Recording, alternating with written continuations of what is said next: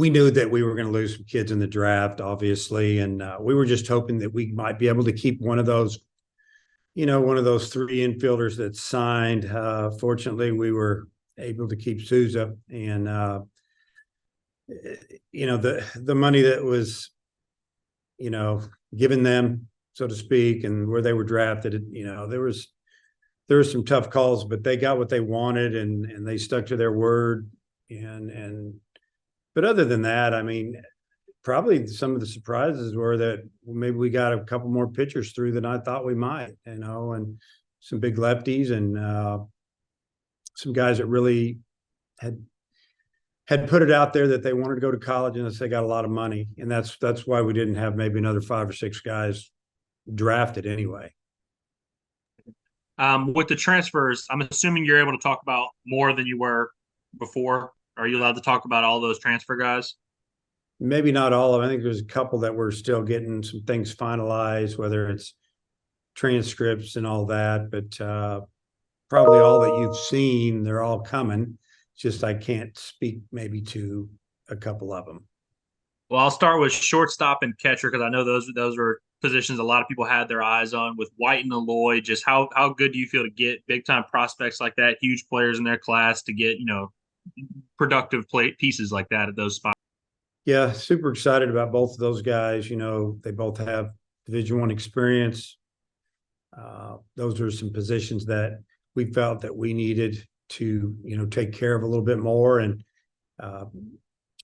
those are probably two of the better ones in the country. And we were fortunate that, in the case of Hudson White, it works fast. Once he got in the portal, we saw him there. We got on it, and he was a kid that we recruited out of high school, so we already had a relationship with him.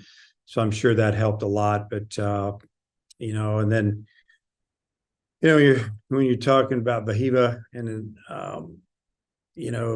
his name is not pronounced like it's spelled, so you guys will figure that out. But he had some really good visits lined up, and we were very fortunate that he decided that this was what he wanted to do. And then he went on back home because he had to have some surgery, not on his arm or knee or anything, but he had to get some things taken care of and try to get healthy for this fall. So we're excited about both of those guys. Bob. Hey Dave, how you doing? Good. Is Lincoln Riley a guy you can talk about? I don't think so. No. Okay. Yeah, not everything's done yet. Oh, okay. And White, he looks like he's got great hitting stats. His defensive stats didn't jump off the page at me. Is he a guy maybe you're thinking about as a DH or a different position, or are you looking at him as a catcher? He's a really good defensive catcher. He's not having a great summer offensively, but he's having a really good summer just catching and playing. He's had some good years offensively. No, I plan on being a catcher. Okay, maybe I misread those, or maybe he's gotten better. But and then you got two Mizzou outfielders.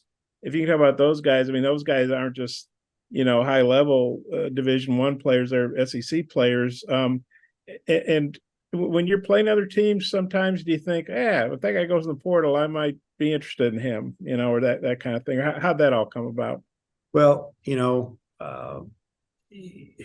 basically they're, you talk about Ty, he's an everyday player, center fielder, can really run, likes to steal bases, very intelligent. Talk to their former coaches now at another university and had all kinds of good things to say about him. And, when you're talking about Ross a little bit, he's a left-handed hitter that was injured a lot this year. And we feel like that he's a guy, if he could stay healthy and be in the lineup, that he can really help us. So, yeah, I mean, when you're playing other teams, I don't think we're just trying to win, but obviously, you're thinking, yeah, boy, I wish I had that guy here and there. I think that's just human nature. But, the way recruiting has changed a little bit, I think there's probably a lot more of that going on.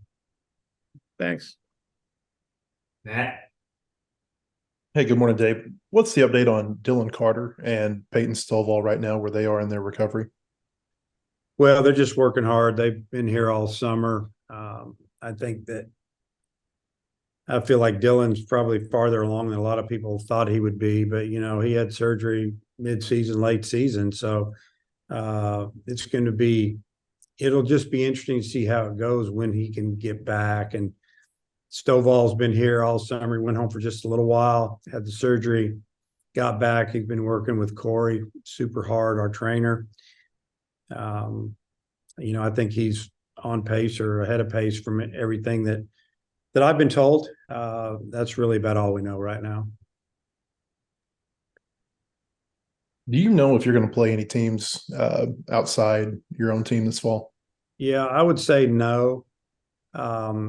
We just feel like that we have, a lot of pitchers in here that we need to see them throw, and that would maybe take away a little bit. And, when you play outside competition, there's, then your roster is kind of set and your counter, so to speak. And I don't think we want to go there yet. So we will we'll have a really good fall when it comes to our scrimmages. We have good players that can play multi positions, and we feel like our scrimmages are going to be super competitive.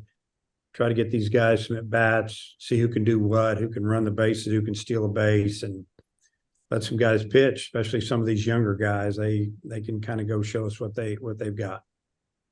You promoted Bobby Wernis to a full-time role. I wonder, what has that done for your staff in terms of evaluations, being able to have more coaches out on the road? Yeah, Bobby's done a tremendous job here as a player, and then as a young coach. Went away, and then we got him back as our volunteer, and then we hired him full-time, and super happy for him, and just glad that we have him with us. As far as the recruiting, it just puts him out on the road. He's done a great job this summer. He's been all over the place, as all the coaches have. Just makes us a little stronger. Tom.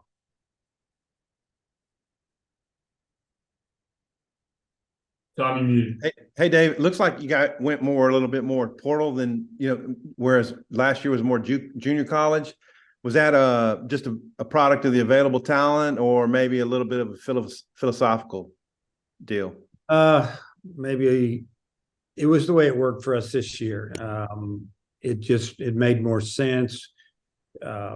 We had to see what we had throughout the season and what we were going to need. And so obviously that a lot of the junior college kids were maybe gone. And, but I think if you ask me, I would probably rather, take a kid that's got Division I at bats or has gotten Division I hitters out, if you're talking about right now. And I feel like that we covered our bases this summer as far as getting the kids in here that we need to help us put together a roster that can be competitive in the SEC. Yeah. Hey, speaking of the right now, your roster construction, do you feel like you kind of addressed every need and you got defense, speed, pitching, relief pitching, the whole works? You covered the gamut? We do. You never know how it's going to turn out. But we feel good about the experienced kids we have coming in. We feel good about the guys that are coming back that have been in our program, that they've continued to develop and get better. And then the freshman class that's coming in, it's still a really good class, even though, we lost some kids to professional baseball. And like I said, we knew we were. So we tried to cover all that. And by going out and getting a couple infielders and getting a few more pitchers, it really helped us. Joe. Hey, Coach, what do you make of Parker Coyle's summer in the Cape Cod League, and what do you feel like maybe his next steps are and where he fits into the mix as you start to look toward the fall? Well, he's had a tremendous summer, pretty much out of the pen, just coming in, and what he's done, he's thrown a lot of strikes, and he's always had a good breaking ball. Looks like he's really confident, and he's just taking a step forward. I mean, he could come in and challenge to be a starter, or there's a lot of roles for him. And we used him in some tough situations last year. Some because it was towards the end of the weekend. We had a lot of injuries. We had to go with some guys that we didn't know if they were ready yet, and he got us out of some jams. He started some games on Tuesdays and Wednesdays, and I think he's starting to turn the corner physically. He's starting to put on some little bit more weight, and I think that this fall will be big for him, and he'll be a big part of our team in the spring. Daniel. Coach, with all the injuries that you dealt with last year, is there anything you're doing kind of differently this fall, or anything to kind of prepare all the guys to get ready?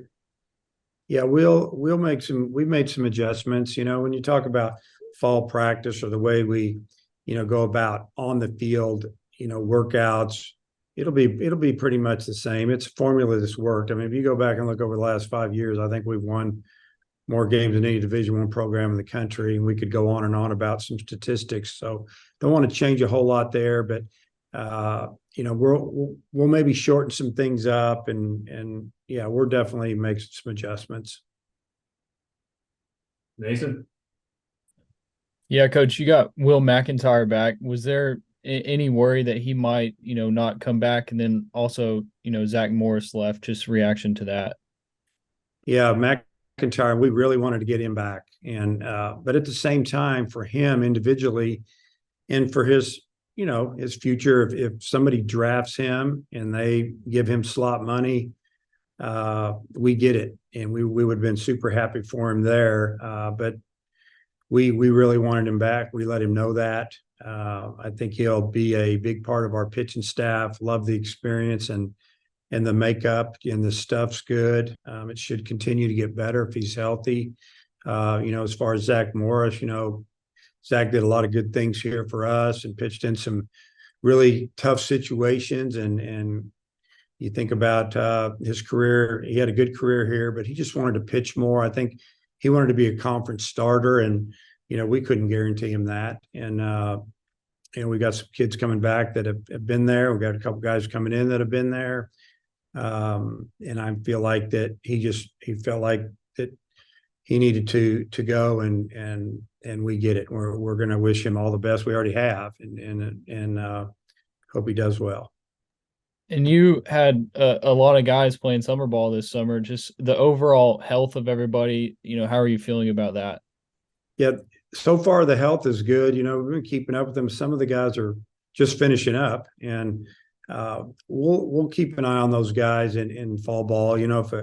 If guys thrown a lot or played most every day in summer ball, we're going to give them maybe a little more downtime than maybe normal. Example, instead of catching or playing outfield every day, we'll let them DH and just hit and save a little energy there. And then, but they're still going to get their work.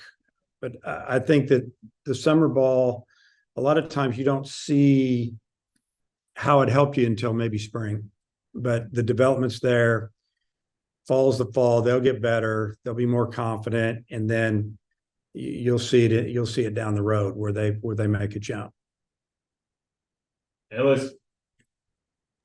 Yeah, Coach, I wanted to ask you about Adam Hockman. I know he's one of those pitchers that you were really hoping might make it through, and he comes through. What's the update with his rehab and sort of that timeline with him? Yeah, he had a little different surgery, than just straight up Tommy John. He had the internal brace, which could be half the time. It's kind of a new thing, and I'm not going to go through all the details. And that's kind of the way that that we hear it talked about it. It's an internal brace, and I feel like that he'll show us what we need to do. We're not going to rush him, push him. If he's ready to pitch this year, he'll definitely pitch. If he's not, just get ready for the future and hopefully have 2 really good years. If we get 2.5 good years, that's fine, whatever. Big hard throwing left-hander, about 6'6", 6'5" maybe. But I don't feel like you'll be seeing him pitch this fall, but maybe in the spring. And if that's the case, that'll be great. You've also got a lot of position players that seem like they can move around a little bit, like Jason Jones, Jack Wagner, and even Peyton Holt. I was just wondering how much you've allowed yourself to think forward of like where these guys might go, who all might move around, and who all could be bouncing around for you this fall. Yeah, I mean, obviously Jones and Holt are already in our program. We already know what they can do, and Holt just had to get healthy. We wanted him to really limber up this summer. He's strong enough. He's got to be limber and quick, and he's worked on that. Jason has had a good summer. He's played every day for the most part up in Wisconsin. His team's done really well. I think he's close to hitting double-digit home runs, something like that, and maintained a batting average a little bit, driven in runs, got some big hits, and played a lot of third base. So we're excited about that. And I don't think I can really speak about Wagner yet. Still working on a few things there, but it's just some things that are, that have to be taken care of, but it's all good. So, and we have more kids that can move around and play different positions, and that's going to give us some options. Bob. Hey, Dave, you were talking about guys in the summer. We all know that Kendall Diggs really improved his defense, getting a shot to play in the outfield when he had some injuries. But it was about a month ago. It's about 1 a.m. I'm laying there on a couch about half asleep, and I hear Sports Center top 10 says Kendall Diggs. And I'm thinking, are you kidding me? And I kind of had to wait and then watch the rerun of it. Did you see that play? Just what do you think about Kendall making the top 10 for his defense? He made a lot of good plays this summer. Some sliding catches into the fence, diving catches. I think, and you kind of said it, just him getting in the lineup when we had the injury to Wagner, when he had to go to, when we put Jace over in left and put Kendall in the game, and you could see game to game that he got better. It wasn't so mechanical, so to speak. It just got easier and looked easier for him. And by the end of the year, he was back DHing again, but we had no issues putting him in the field. And obviously he'll be one of the front runners to grab one of those outfield spots. So it's been good watching his development there. And I think for him personally, he knows when he gets back from summer ball that he knows where he's going to go, where he's got a chance to play. And in the past, it's been bouncing around third, first, little outfield, and now he'll go straight to a corner outfield and get his work in and get ready. Do you think that's pretty cool, though? Maybe when his home runs got top 10 on there, but him getting a defensive play, getting a shout out like that on national TV? Yeah, I think it's great. I mean, it's awesome. Anytime that happens, you kind of like you. I don't stay up till 1 o'clock in the morning laying around like that, but it kind of woke you up and got you moving around a little bit. So I'm sure there's some other Razorback fans that probably did the same thing. Thanks, Dave. Matt, Big picture, what's important for your team this fall? really got to show us, guys got to show us what to do on the defensive end. We're going to put in a lot of time on defense. You think about the last 2 seasons, we've really played great defense, and it's helped us a lot. And we spent a lot of time last fall on defense, and we didn't have a great start to the season defensively, but we kicked it into gear. And I think we surprised a lot of people how good we were defensively when we lost so many position players from the year before. Basically, our starting left side, starting second baseman, we move our first baseman to second, then he ended up getting hurt this year. But and then the outfield the same way. We played good. We played really good defense. So spend a lot of time on defense. We'll do a lot of scrimmaging, and that'll give us an opportunity to see if the defenses that we're working, all the work we're putting in is paying off. And with the schedule that we have next year, and it hasn't been announced, but I mean, the non-conference games that we're going to play, and then conference games here, the fans are going to have an incredible home schedule. You have a date yet for the team practice when that's going to begin in September? Yes, we actually sent something out to our guys, our team. We've moved the days just a couple. We're going to start on Friday, September 8th with full team practice, and that'll get us all the way to about the middle of October with our 45-day window if we use it all. sometimes we don't use the last couple of days, and we get those back for maybe in the spring. But we'll see how that turns out. We're like, our philosophy here is to get them here, go a couple of weeks with their kind of their position coaches in the weight room a little bit, and then get out there and get it going and get them off the field in October so we can get in that weight room, get them off the field. And, I just believe that guys need a little time away from maybe the competition of baseball and just kind of refine some things and get ready for January. Mason? Yeah, Coach, is Mason Molina one of the transfers that you can talk about? Yes, I can talk about Mason. Just what do you think about, landing a guy like him, with the season he had, and did Hudson White have any role in getting him?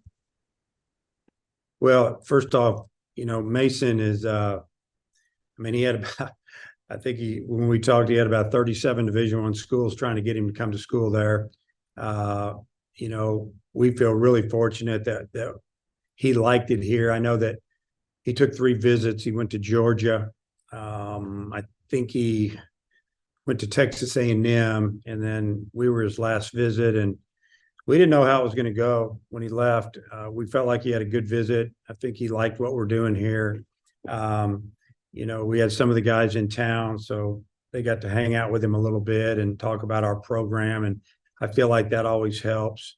So we're, when you can get a pitcher that has a couple of years of Division I experience, especially, in a really good conference, it should help. If he's healthy, and I think he is, I think that he's going to be a big part of our pitching staff. So that was a big get for us. And, as far as Hudson helping us, I never talked to Hudson about it, but I feel like that anytime that if you have guys that are on one team, it's just normal or human nature that they're going to say, hey, you're going there, I might be interested in going there. So I would say it was definitely a plus on our side, but who's to say? I think that he knows about how we handle our pitching and a lot that we do here with our pitching staff and all the technology that we use. And he liked, maybe thinking about coming to pitch for Coach Hop. So that was a big get for us. And then also with the seasons that Josenberger and Jared Wagner had last year, and then they got drafted, was that something that you were able to, show to maybe some of these older transfer outfielders that you brought in?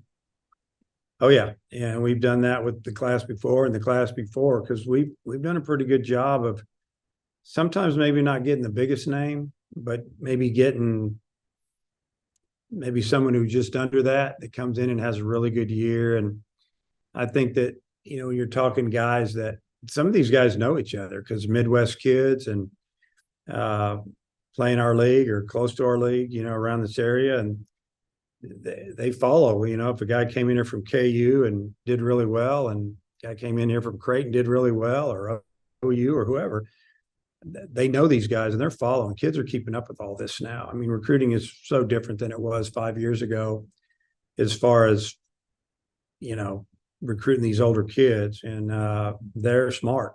They know they're 100%. They investigate. They're making phone calls, and they're asking these guys, hey, what'd you think about the way they run their program? Hey, what'd you think about Coach Van Horn? Did you like the hidden guy? They're asking all those questions, and I think the guys that have been in here over the last 3-4 years, these transfers, have done well on paper. They've had a chance to play pro ball out of here, and they're definitely saying the right things to help us get guys. All right, Ellis, close it out. Yeah, Coach Jake Faraday, he's been around for a couple of years. I've got a pretty good idea what the area of focus will be for him this offseason, but he seemed to draw a lot of attention for his stuff this summer. I was just wondering, do you think it's time for him to finally take that step forward and be a guy that you guys can count on in the back end? Yeah, that's going to be, his battle is the zone. And if he finds the zone a lot, he makes a team and he pitches a lot. he had some really good days up in the Cape. He had some that didn't go so well. And probably the coaches up there in a couple of situations just left him in where we never would have left him in, and then the numbers were skewed a little bit, but stuff's good. It's got this fall and go out and do it. And hopefully he does. We're all pulling for him.